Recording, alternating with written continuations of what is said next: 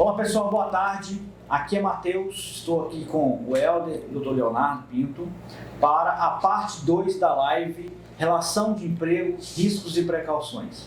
Antes da gente começar aqui, eu queria que vocês dessem o feedback sobre esse novo formato de usuário para o Instagram, para o YouTube permanece a mesma coisa, né? Se está mais fácil para vocês, se está mais próximo, se o som está melhor. O que a gente quer aqui é sempre melhorar a qualidade das nossas lives. E nós trouxemos novamente esse tema, e também o Dr. Leonardo Pinto, porque como vocês viram, essa última live teve uma repercussão muito grande, né? Tiveram muitas perguntas, né, Helder? E por conta disso, entendemos que tinha uma necessidade, até um compromisso Sim. nosso, né? Sim. De fazer o convite novamente ao Dr. Leonardo e, se fosse possível, trazer aqui a parte 2 e sanar mais dúvidas. Então, boa tarde, Helder, e boa tarde, Dr. Leonardo. Obrigado por receber e aceitar o nosso convite novamente. Obrigado, Matheus e Helder, por mais essa honrosa participação. E estamos aí, vamos lá. Vamos lá. Eu também quero agradecer ao Dr. Leonardo, inclusive, tirando ele um bocadinho das férias, né? Dando trabalho para ele aqui, mas é por uma causa nobre. Que é informar aos nossos amigos, clientes e aqueles que estão nos assistindo. Então, como o Matheus disse, o motivo da reivindicação que nós fizemos, doutor Leonardo, de novamente estarmos aqui presentes com esse novo bate-papo, é porque a legislação trabalhista, né, no âmbito do emprego e das precauções, dos riscos que a gente procura evitar, é muito vasto. Então, a interpretação da legislação, inclusive, às vezes existem informações paralelas que não condizem com a realidade, a exemplo de algumas perguntas que foram feitas aqui. Enfim, essa nossa nova abordagem é justamente porque outros clientes e outras pessoas, até de outros estados, nos enviaram perguntas. Então, doutor, as considerações suas, primeiro, novamente agradecer, né? E eu vou passar para a pergunta. Vamos lá, pode mandar. A primeira pergunta, eu até me obriguei a estudá-la, porque realmente surgiu aí há pouco tempo algumas notícias que contradizem, talvez, com a realidade, que trata exatamente dessa do artigo 158 da OIT, né, da Organização... Convenção 158. Isso, do 158, que... popularmente aí o que estava veiculando era que o empregador não poderia demitir o empregado mesmo sem justa causa. E isso circulou, né? Que o STF inclusive ia julgar uma ADIM que foi proposta lá por alguns sindicatos e tal. Então isso trouxe para a população aí uma insegurança danada devido esse grande excesso de perguntas. Então, a pergunta que me fez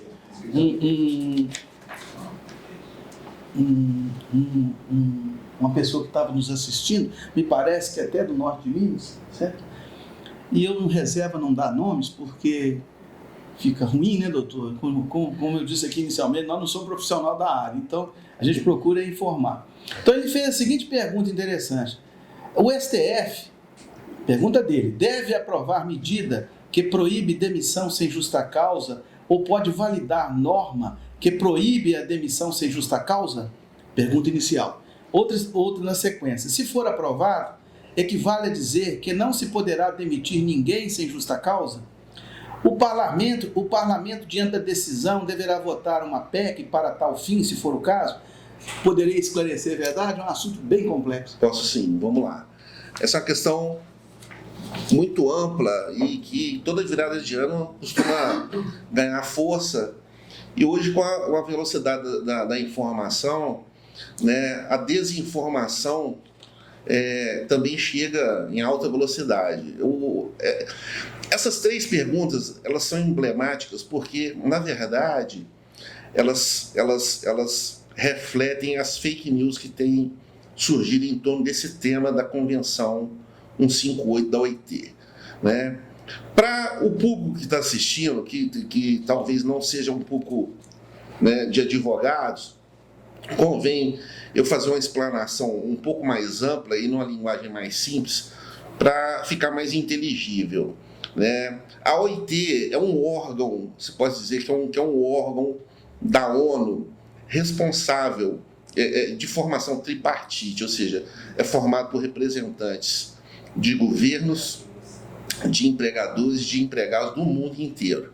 Tá? Ela é um braço da ONU e ela cuida de expedir, de discutir e de emitir diretrizes, né, aos países que são, né, signatários de suas convenções, diretrizes obviamente gerais porque cada país tem sua legislação, tem suas peculiaridades, e a partir dessas diretrizes gerais, o país que adotar, não é obrigado a adotar, mas o país que adotar a diretriz, ele vai legislar, esmiuçar mais aquela diretriz. No caso da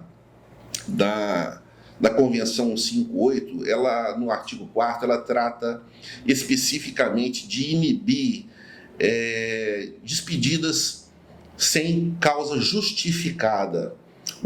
O termo justificado vem para substituir aí um outro termo que é justa causa, porque o justo, né, ele tem causado discussões intermináveis, o que é justo, né? Nem os gregos conseguiram explicar isso direito, imagina a gente 2000 anos depois. Então, o Brasil, ele inicialmente, ele por meio de decreto legislativo, ele internalizou, ele trouxe para o ordenamento jurídico nacional a adoção dessa convenção que, na verdade, ela não proíbe, e aí vem de encontro ao que falam as fake news, né? Na verdade, ela não proíbe despedidas sem justa causa, de forma alguma. Ela visa inibir, sugerir ao legislador brasileiro que iniba a despedida arbitrária, por simples vontade do empregador. E aí o que aconteceu? O Brasil adotou essa convenção por meio de decreto legislativo, só que o presidente Fernando Henrique Cardoso, que já havia promulgado, resolveu por meio de decreto, em 1996, denunciar, ou seja, a denúncia aí tem um significado de não querer mais, né? Sair, pular fora. Denunciar essa convenção. Talvez até inspirado por um entendimento viciado, né, já naqueles idos, né, de 1996, por uma desinformação do que realmente representa essa convenção. E aí, no ano seguinte, em 1997, a CUT e mais um sindicato de agricultores entrou com uma ação direta de inconstitucionalidade atacando esse decreto. Ou seja, a ação visa a declaração de inconstitucionalidade do decreto porque o decreto não passou pelo crivo do parlamento, né? E, de fato, o presidente não tinha esse poder de denunciar sozinho essa convenção. O parlamento, que é composto pelos representantes do povo e dos estados, é quem tem essa última palavra, essa competência. E a ação visa a declaração de inconstitucionalidade desse decreto, número 2100, e para que a convenção seja reinserida, volte a valer no nosso direito. Não há motivo para alarde algum por parte do empresariado, caso essa ação direta de inconstitucionalidade seja julgada procedente e a convenção volte a valer no Brasil. Por quê? Porque ela própria, a convenção, pra você ter uma ideia, ela tanto não proíbe a dispensa sem justa causa, sem causa justificada, que ela própria prevê hipóteses de dispensa sem causa justificada, como, por exemplo, incompetência do empregado, questões comportamentais do empregado e até mesmo necessidade da empresa. A empresa não tem condição de pagar, ela vai ter que mandar embora sem justa causa, né, sem causa justificada. Nesse caso, o que se vê, portanto, são fake news. E mais, essa convenção, ela não tem eficácia imediata. O que significa isso? Significa que caso ela seja reincorporada no direito brasileiro, será preciso que o Legislativo aprove uma lei complementar e não uma emenda constitucional. Por quê? Porque, na verdade, a Convenção ela entra no sistema brasileiro, jurídico brasileiro, com status, né, de norma supralegal. Ela está um pouquinho acima da lei, mas ela ainda assim está abaixo da Constituição. Então, para regulamentar, não precisa de PEC, de emenda constitucional. O que regulamenta, nesse caso aí, é uma lei complementar. E aí, historicamente, convém lembrar que, historicamente, o nosso Congresso ele é naturalmente resistente a regulamentar esse tipo de coisa. Por quê? Porque antes mesmo da Convenção dizer, né, que como uma norma principiológica ou uma norma programática, que o Estado brasileiro não pode permitir que se faça dispensas sem causa justificada, essa orientação já estava inserida na Constituição desde 1988. Basta olhar o artigo 7º, salvo engano meu, inciso 1º. E que também não é uma norma autoaplicável e que, desde que foi promulgada a Constituição, necessita de regulamentação por lei complementar, e o Legislativo nunca regulamentou.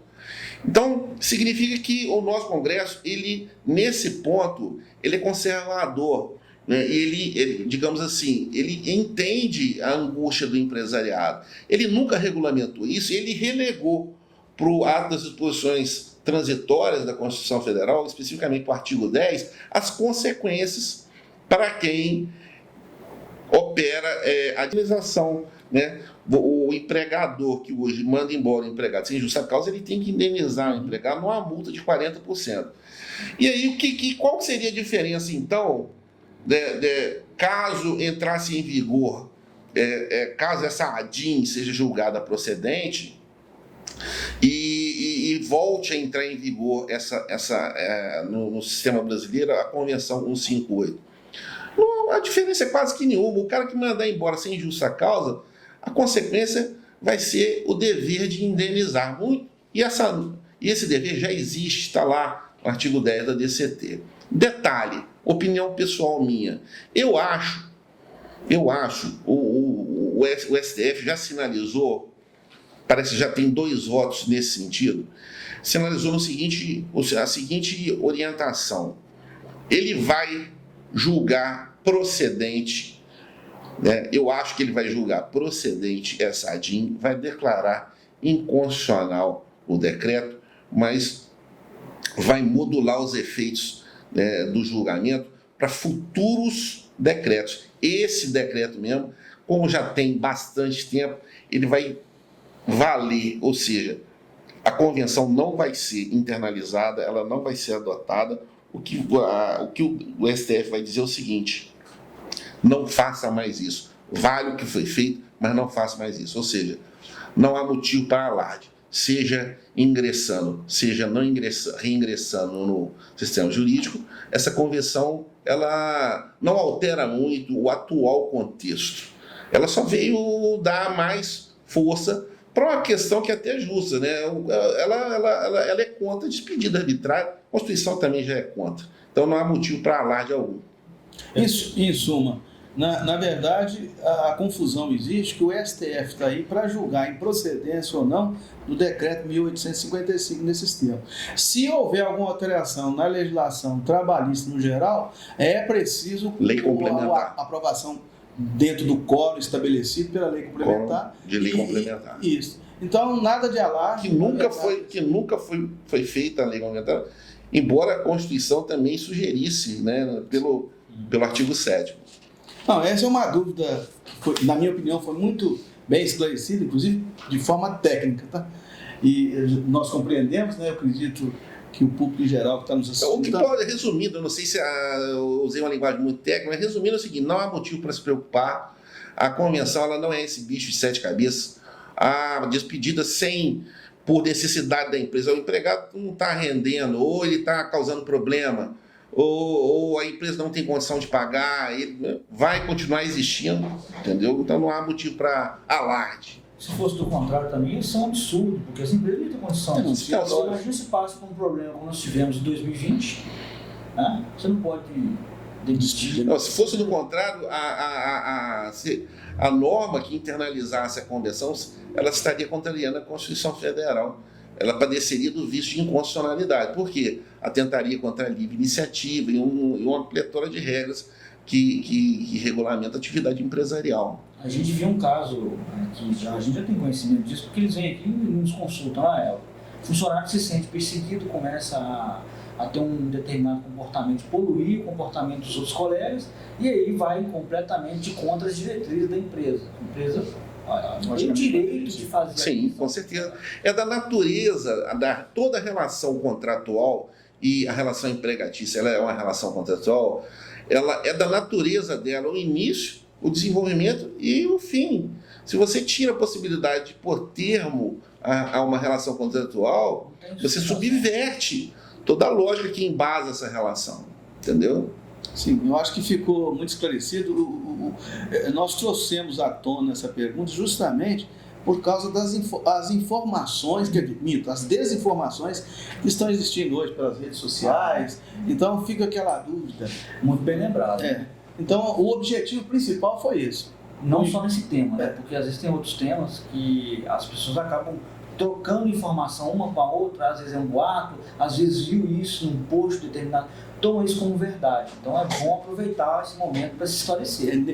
Nesse caminho, nessa esteira que a gente buscou isso. Outra pergunta, também polêmica, doutor Leonardo, que também isso é no dia a dia, qualquer empregador, qualquer empresáriozinho, até do Simples Nacional, até a pequena empresa, nos faz essa pergunta. É a questão da dança de atestados médicos. Quer dizer, o empregado não comparece no trabalho e ele, no outro dia, ou no dia imediato, aí, ele manda um atestado médico, o médico aleatoriamente vai criando lá uma situação, depois vem outro. Então, isso causa muito espécie nos empregadores, porque nitidamente, em alguns casos, a gente presencia que mesmo, a gente vê que eu não sei se o médico está com pena desse empregado, ou se não, se é parente do cara, ou se não tem algum interesse outro para dar o atestado. Então a pergunta que eles fizeram foi o seguinte: o que o empregador deve fazer quando ele entende que o médico, está sendo relapso ao conceder atestado médico aleatório e sem foco na específica e suposta anomalia que o empregado alega sentir? Sim. Né? Quer dizer, vai dando o atestado conforme nós dissemos aqui. Sim. O médico do trabalho, letra B, o médico do trabalho contratado pela empresa poderá contestar o atestado concedido pelo médico comum anterior, que aí o empregado vai, por exemplo, vai lá no médico do posto de saúde, né? Pela manhã, pega o atestado do médico, e aí ele está querendo dizer se o médico, aquele que é responsável pela medicina, segurança do trabalho, poderá contestar. Como deve proceder as empresas para que ela não seja iludida e lesada por aqueles trabalhadores que usam desse artifício? Vamos lá. Conforme a gente disse na última live, vive-se no mundo das relações de trabalho e especificamente das relações de emprego uma insegurança muito grande, principalmente insegurança por parte do empregador. Situações como essa causam arrepio no empregador. Por quê? Primeiro que você não tem normalmente não se tem normas específicas tratando de questões casuísticas, né? Segundo, quando se tem, costuma a Justiça do Trabalho relevar e dar outro sentido, né, ao caso. O que acontece? Essas questões de atestado, elas vêm regulamentadas numa lei, eu acho que é a 605, do ano de 1949, tá? E ela traz uma ordem preferencial de atestados, né? O primeiro deles eu acho que é o atestado, o primeiro deles é o atestado passado pelo médico da Previdência a qual o empregado está filiado. Depois, preferencialmente, em ordem preferencial. Depois você tem atestados passados por médicos do SESC, do SESI.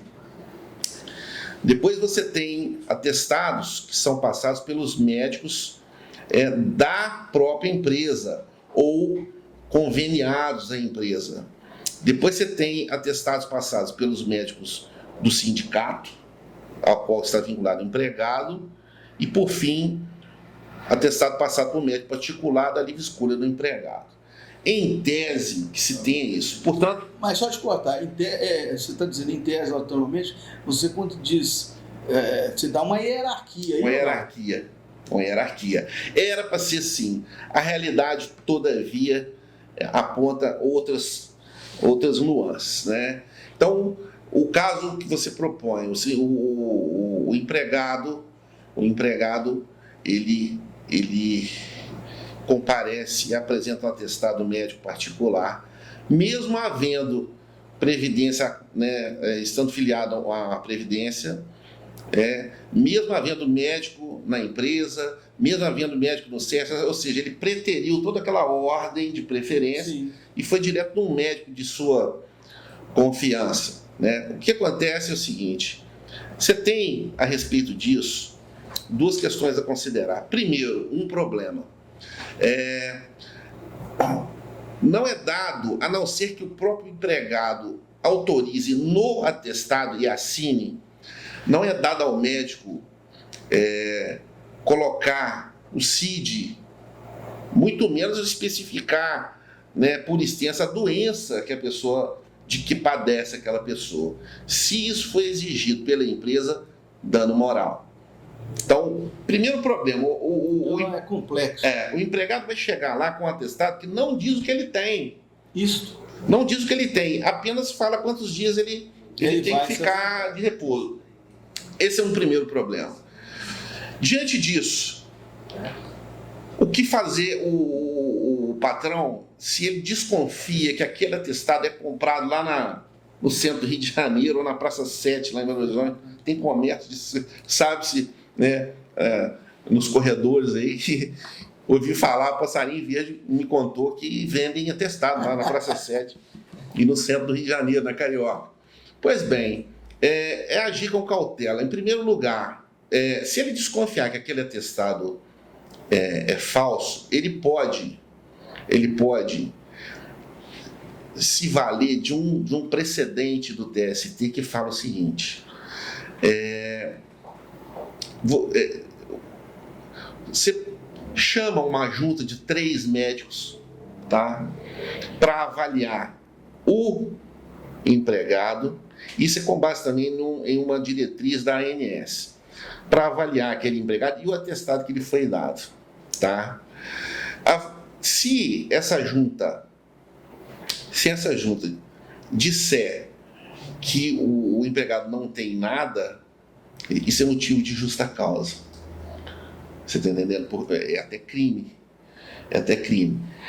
O problema, existem outras questões, por exemplo, o empregado, o médico da empresa, se ele não for da especialidade do médico que tratou aquela doença daquele empregado, do médico particular, ele não pode contestar o atestado. Mas como sabê-lo se o atestado não traz a doença? Então você fica você fica com pés e mãos atados. Então é melhor chamar uma junta de 3 médicos, entendeu? Mas para aquela doença que for constatada, né? Mas os médicos da junta não têm. Eu aconselho a chamar mais um médico que tenha especialidade para constatar que aquilo ali é uma farsa, entendeu? Então, o que se tem, portanto, resumindo, o TST fala, você pode contestar o atestado com o médico da empresa desde que ele tenha a especialidade daquela doença, tá? Você vai agir no escuro porque o atestado não traz a doença. A menos que o médico detecte que é uma doença X e seja da especialidade dele, por sorte, ele vai poder, ele não vai poder rechaçar o atestado. Então você tem que chamar uma junta de 3 médicos, a começar daí, e para impugnar aquele atestado.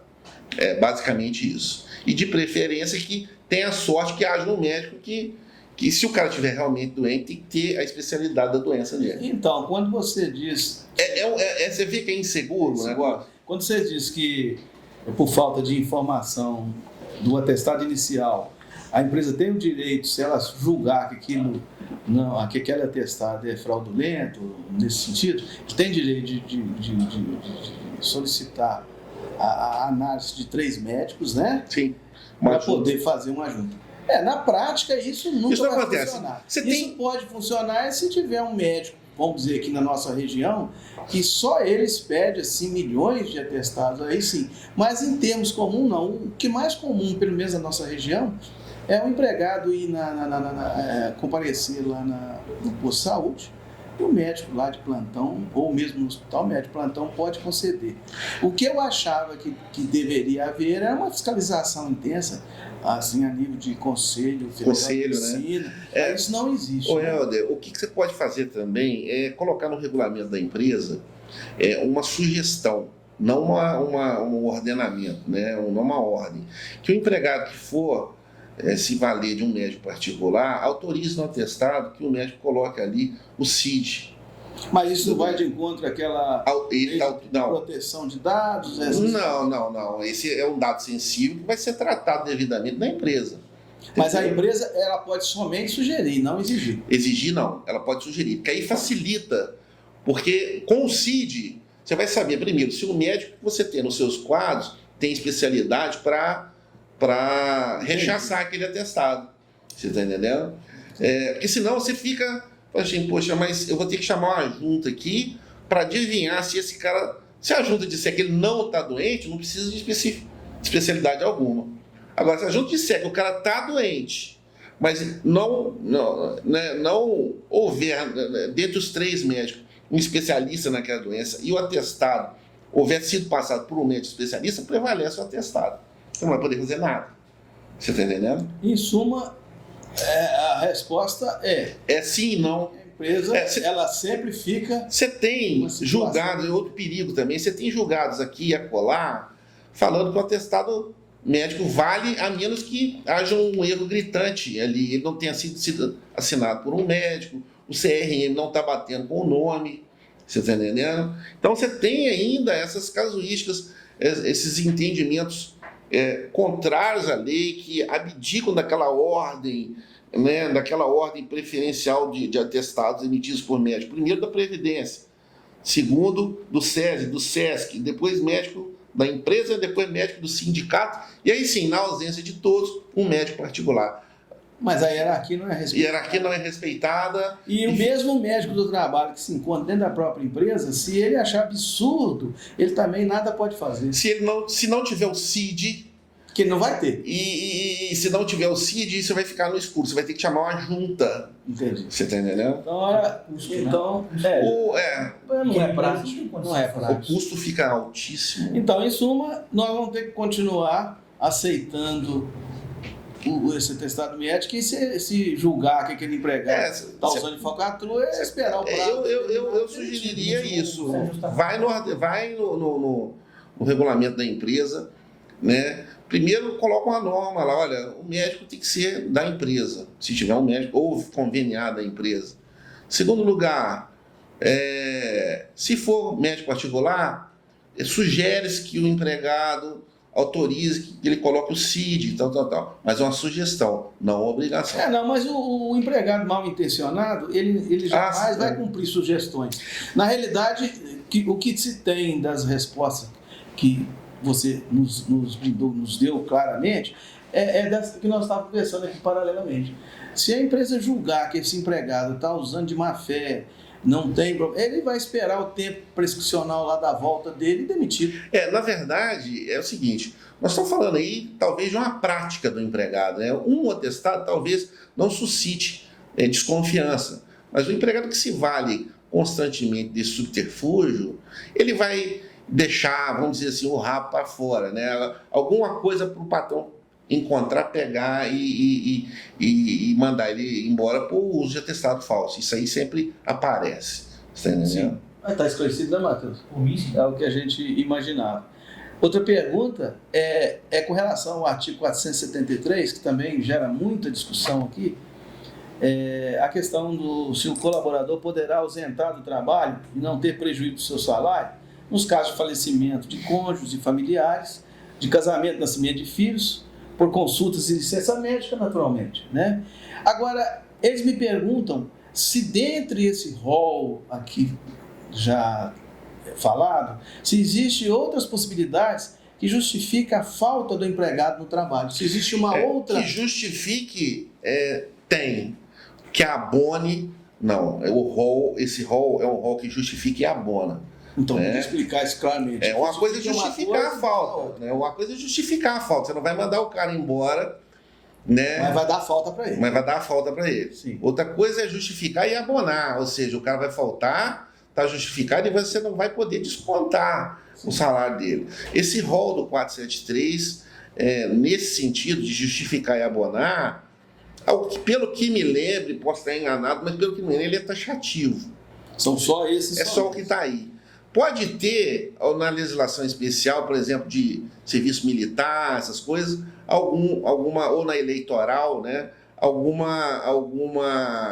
Tem no Código de Processo Civil, por exemplo, o cara vai depor em juízo, está justificado, não só justificado, como abonado, né? Mas a maioria das causas de justificação e abono estão no 473, eu diria isso. Basicamente seria isso. Que com a emenda constitucional, ela foi acrescido de mais 2 causas justificativas, posteriormente, um ano depois, de mais uma. É muito mais do que isso aí, que você falou. O 473 tem aqui, ó, vamos lá. É bom mesmo sim. Vamos lá. O empregado poderá deixar de comparecer ao serviço sem prejuízo do salário, ou seja, falta abonada. Primeira hipótese, até 2 dias consecutivos em caso de falecimento do cônjuge, ascendente, descendente, irmão ou pessoa que declarada em sua carteira de trabalho e previdência social viva sob sua dependência econômica.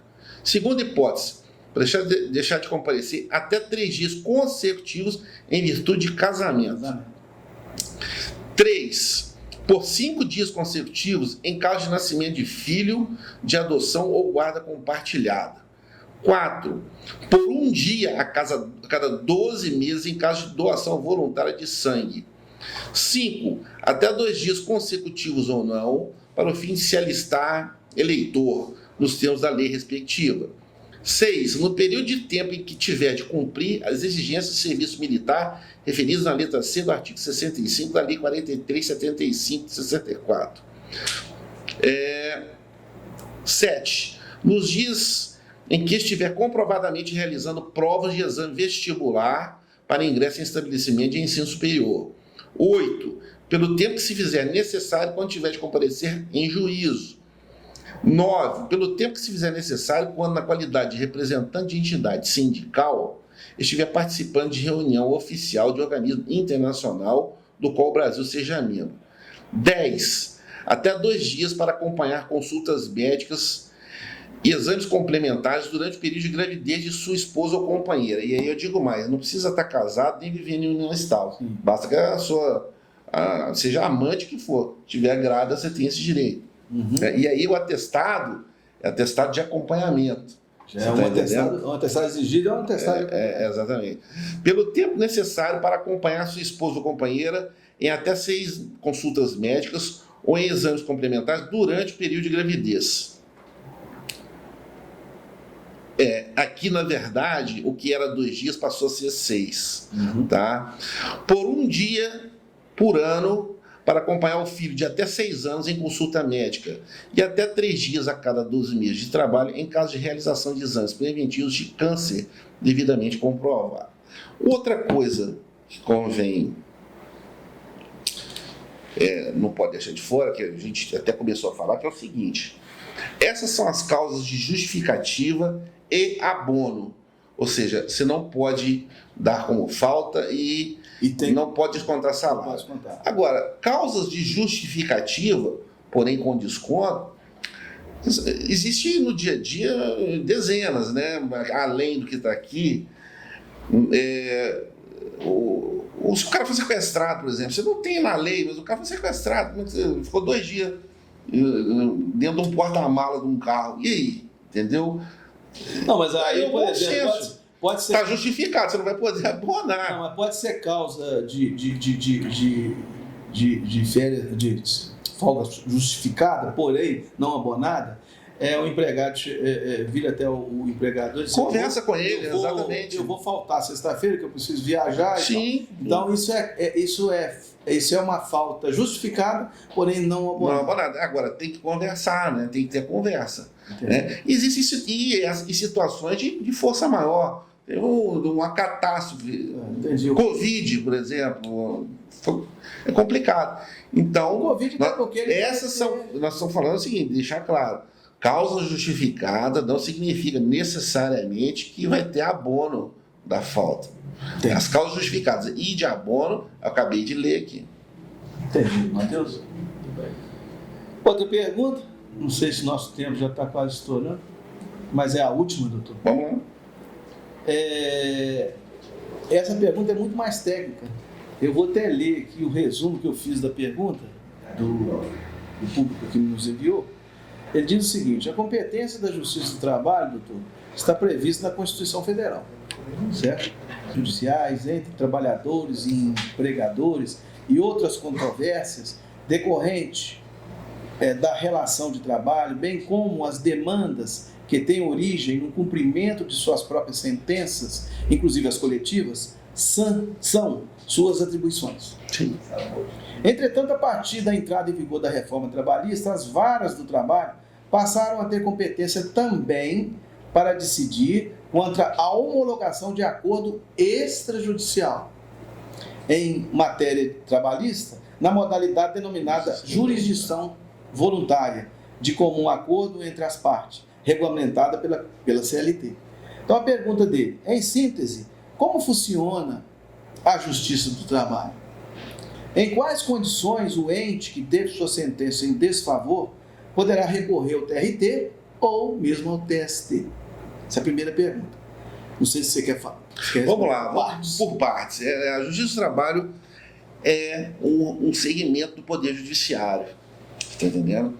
Que trata basicamente, né, de causas, processos trabalhistas. Né? Como ela é organizada? Ela é organizada assim como a Justiça Comum em primeiro grau de jurisdição, que são os juízes, né? Cada vara do trabalho tem seu juiz. Depois, acima deles, apreciando os recursos interpostos contra as decisões dos juízes, você tem os TRTs. Né? O Rio de Janeiro ele tem o TRT da primeira região, Minas Gerais tem o TRT da segunda região, São Paulo, Minas Gerais é da terceira, São Paulo da segunda, e por aí vai. Né? Então, o território nacional ele é dividido, né, em TRTs, vamos dizer assim.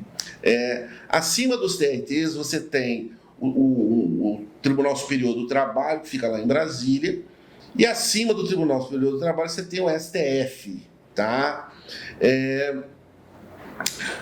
A pergunta, bom, está dita aí como que se organiza a Justiça do Trabalho. Agora, se tiver em desfavor uma sentença... Se tiver em desfavor uma sentença, vamos lá. Você tem um litígio, e esse litígio gera um processo trabalhista. Tá? Aquele que tiver uma sentença que lhe for contrária, né, num processo trabalhista, ele tem... o sistema jurídico lhe outorga um recurso chamado recurso ordinário. Né? É como se fosse uma apelação, só que na Justiça do Trabalho chama recurso ordinário.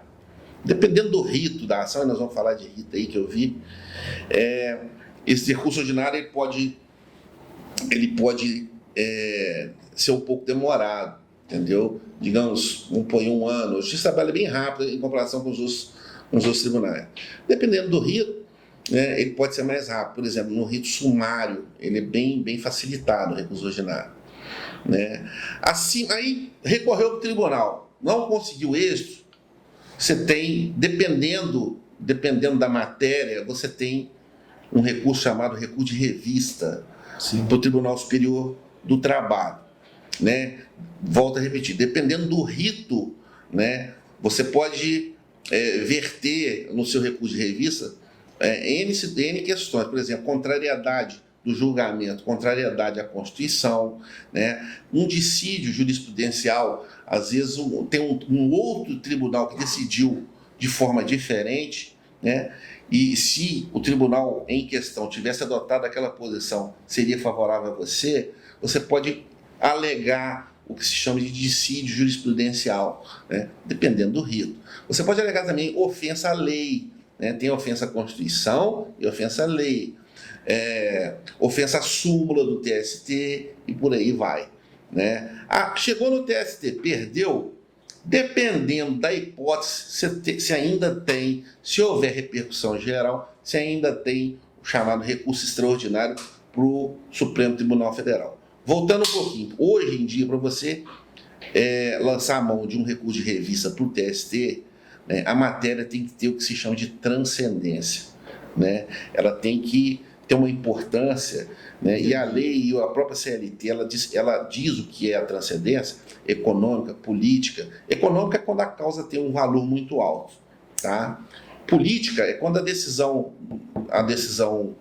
do acórdão do tribunal está ofendendo uma súmula de um TST, por exemplo. Ela tem uma importância tamanha, tem que ter essa importância, né? Se for uma briga por causa de uma coisinha pequena ali, que não cabe o recurso. Tá entendendo? Então, em suma, é o seguinte, o recurso ao TRT, ele é normalíssimo, é comum. Chama recurso ordinário, né? Agora, em execução ou em embargo de terceiro, né? Aí, se eu for explicar em embargo de terceiro aqui, talvez eu vá me delongar demais, mas na fase de execução, você tem um recurso também chamado agravo de petição. Sim. Você está entendendo? Não existe na Justiça do Trabalho o tal do agravo de instrumento, que é um recurso natural contra decisões proferidas no curso do processo, né? Só existe recurso contra a decisão proferida no fim do processo, contra a sentença. Entendi. E na fase de execução, aí sim, você tem o tal do agravo de petição. Não, inclusive, ficou claríssimo, né? Inclusive, indiretamente, você já respondeu a próxima pergunta aqui, que era justamente nos informar qual a forma de tramitação do processo trabalhista do rito hierárquico. O que é rito ordinário e o rito sumário. O rito, na verdade, sim, são 3 ritos na Justiça do Trabalho. Você tem sumário, ordinário, sumaríssimo e ordinário. Rito sumário são causas até 2 salários, tá? A sentença não é recorrível. Você não tem recurso da sentença, a menos que a sentença contraria a Constituição Federal. Aí você tem um recurso ordinário. O rito sumaríssimo são ações entre 2 e 40 salários mínimos. Sim. Né? E o rito ordinário, qual que é a diferença? O rito sumaríssimo, você pode trazer até 2 testemunhas. Tá? O rito ordinário, você pode trazer até 3. São ações acima de 40 salários mínimos. Há quem diga que o rito é um só, ou que existe um tratamento diferenciado para causas de acordo com o valor. Tá? Mas o que de fato se tem é que a lei fala rito sumário, rito ordinário e rito sumaríssimo. Varia, por exemplo, às vezes no rito sumaríssimo, você tem uma sentença contra você, você vai recorrer. Beleza. É dado ao tribunal proferir um acórdão mais simplificado. Por isso que o acórdão sai mais rápido. Entendeu? Aí você vai recorrer para o TST. Não é todo tipo de matéria. Sim, entendi. Que, no caso, se fosse um recurso ordinário, você poderia. Então, a via recursal para o TST no recurso sumaríssimo, no rito sumaríssimo, ela é mais estreita. A possibilidade de recurso ela é menor. Entendi. Você está entendendo? Inclusive, quem proferiu essas perguntas, com certeza, é advogado, pelo sentido aqui. Agora, dentre a pergunta que ele nos fez, dentro desse contexto aqui, essa que me interessou bastante, essa que eu vou te fazer, dentro desse contexto aqui. Ele me perguntou, a partir da entrada... Se meter nessa história. Ele tem inclusive, não vai surgir nem a contribuição previdenciária no caso de verbas. Tem a contribuição previdenciária no caso de autônomo, né? Sim. Autônomo. Mas eu acho que a gente demanda depois, vai ter muita pergunta em cima disso. Vai ter, mas aí é opinião pessoal, porque o que acontece? A gente já vê isso nas lides trabalhistas. Às vezes o cara entra pedindo vínculo de emprego E a gente faz um acordo, fala assim, ó, nós vamos pagar isso aqui, mas a título de serviço autônomo. Sendo o juiz Ele não homologa. vai discutir o vínculo. Não se discute vínculo. E Entendi. o juiz homologa dando quitação pelo objeto da lei. Mas aí, se o juiz, nesse termo de acordo, considerar como vínculo, ele pode depois se arrepender e tentar o vínculo? Não, homologou, acabou. Aí você tem a tal da coisa julgada, né? Então, isso é de grande importância. Coisa julgada. Agora, volto a repetir. O juiz tem um poder danado. Se ele, mesmo o TST falando que o juiz não pode se meter, pode haver situações que sejam claramente ali desfavoráveis ao empregado, ao trabalhador, que o juiz fala assim, isso aqui está escancarado demais, eu não vou homologar não. Tem vínculo empregatício aqui. Se quiser, você recorre. Se ele sentir que está sendo iludido, né? Entendi. Matheus? Olha, a live teve algumas pessoas comentando, a gente não compartilhou na semana passada, mas tem alguns elogios aqui, inclusive, viu? Doutor. A licença de falar, boa tarde, Rossandro, Ivan Medeiros, Eveni, muita gente, tá? Raíssa, doutora Milena Fernandes. Gente, muito obrigado por estar participando aí, viu? Tivemos alguns elogios aqui também, quero ler, ó. Rossandro Batalha, excelente a preleção do doutor Leonardo Pinto. Estão tendo bastante elogios. Elogio de amigo, né? O Dudu é meu amigo.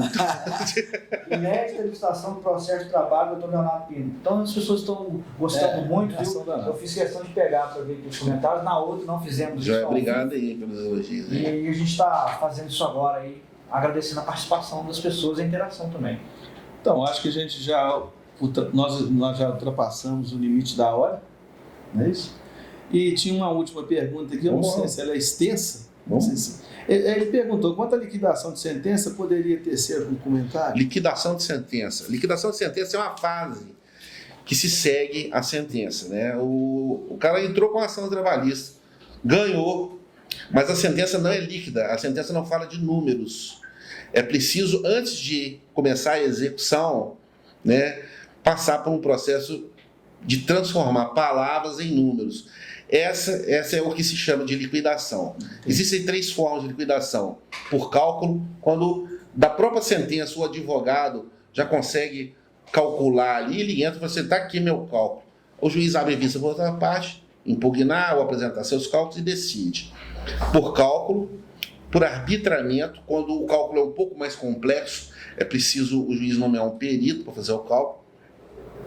Ou quando existe uma situação mais complexa ainda, quando é preciso produzir prova, aí chama-se liquidação por artigos. Então, 3 formas de liquidação. Liquidação é isso, é transformar palavras em número, resumidamente. Respondido tudo, eu fiquei assim maravilhado, embora a nossa conversa hoje foi uma conversa de segundo plano, que nós fizemos a primeira live, como deu repercussão positiva, eu tentei traduzir as perguntas feitas da pós-live da semana passada. Me permite só uma observação, que me pareceu que a minha resposta sobre a questão dos atestados, ela foi muito técnica, talvez a ansiedade do empregador não tenha se dissipado. Sim. Conselho, mais um motivo para você ter um bom jurídico. Sim. É porque o advogado vai analisar cada caso, entendeu? Então, assim, se eu peço perdão se a minha resposta não ficou clara, porque realmente essa questão, o chão ele é muito movediço da questão dos atestados. Não, perfeito. Realmente a questão dos atestados complexa. É complexa, é terreno inimigo. Exatamente. Vezes você não minado. Mas eu fiquei muito satisfeito, eu acho que atendeu ultrapassou nas nossas expectativas, né? E agradecer ao doutor Leonardo, espero que ele não nos abandone. De forma alguma, estamos aí sempre. A gente fica interagindo junto, né? Ele lá do Rio, muitas vezes, e nós daqui, porque, na verdade, a busca do entendimento para o empresário, para a pessoa comum, é o que tem de melhor. Sim, né? Sim. Muito obrigado. A gente está trazendo aqui uma nova live, uma parte 2, né? o esforço que a gente faz, né, para os nossos clientes ali também, de buscar dentro da legislação uma segurança para eles que, né, como o doutor Leonardo bem colocou, eles se sentem seguros, né, diante de tanta... A gente busca mostrar a segurança, mas sem, vamos dizer assim, contradizer o que está escrito no diploma legal, A gente tenta sem dar... criar nenhuma ideia assim, de sonho. A realidade, a prática é esta. Sim, exatamente. Então, pessoal, quem não é seguidor do Instagram da Compor, siga o Instagram da Compor, tá? Temos também o canal no YouTube, Compor Contabilidade. Leonardo, você gostaria de deixar também seus contatos no e-mail e Instagram para aqueles que... E-mail, leonardopintoadvogado@gmail.com, Instagram, Leonardo_Pinto_advogado. Perfeito. Aliás, perdão, Leonardo_Pinto_advocacia. Advocacia. Entendeu? E telefone DDD 21 98052 3026. É isso aí. Então, de minha parte, fico muito satisfeito e agradeço novamente aqui ter comparecido à nossa live. Eu que agradeço, eu me sinto muito confortável aqui, né, com vocês. Pode contar comigo sempre, se não presencialmente, virtualmente, e estamos aí. Então tá bom. Muito obrigado, gente. Um abraço, gente. Boa tarde para todos.